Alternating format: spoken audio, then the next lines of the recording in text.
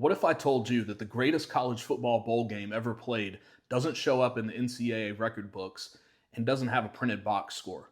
But instead, this game filled with All-Americans and first-round draft picks was played on a remote island in the South Pacific at the height of World War II. This is the story of the Mosquito Bowl. You see, following the United States entry into World War II, the most able-bodied men of military age were often college athletes, and so many college football players from 1942 to 1945 were either drafted or they willingly enlisted in the war effort.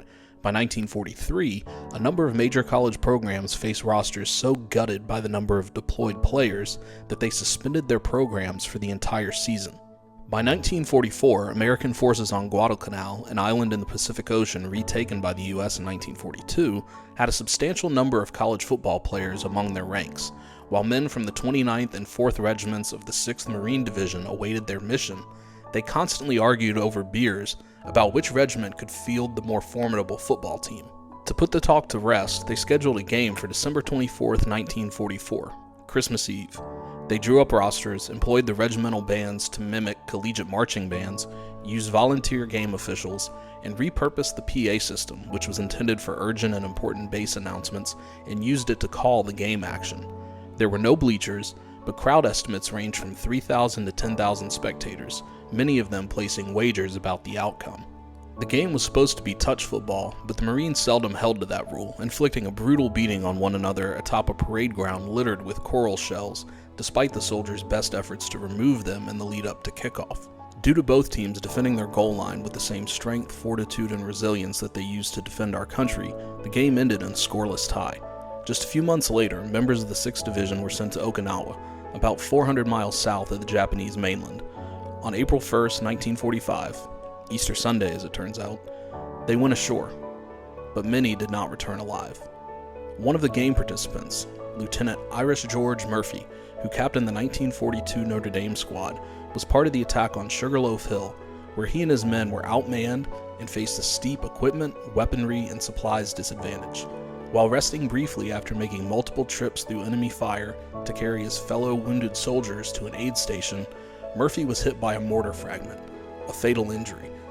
But ever the competitor, Murphy staggered to his feet, aimed over the hill, and emptied his pistol in the direction of the enemy before finally succumbing to his wounds. Murphy's daughter, who was born just after he deployed for the war, never got to meet her father. Weeks later, additional forces from the 6th Division took Sugarloaf Hill and Okinawa. By August, the war in the Pacific Theater was over. But along the way, Murphy and 11 other collegiate players from the Mosquito Bowl would not make it home to their families, including captains from both squads. These are the 12 men who were lost.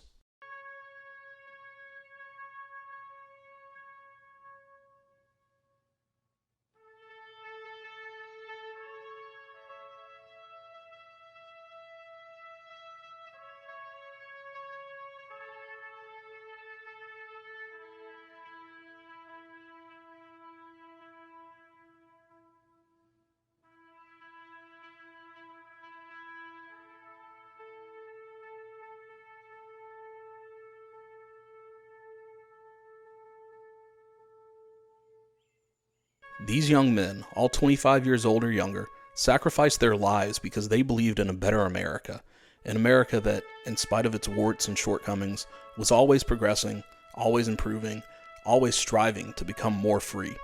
My personal hope is that this Memorial Day will remember their loyalty to country and fellow man, that will celebrate their fearless heroism in the face of overwhelming obstacles, and that will strive to put aside the modern issues that divide us, and instead come together to seek the kind of America that they paid the ultimate cost to protect.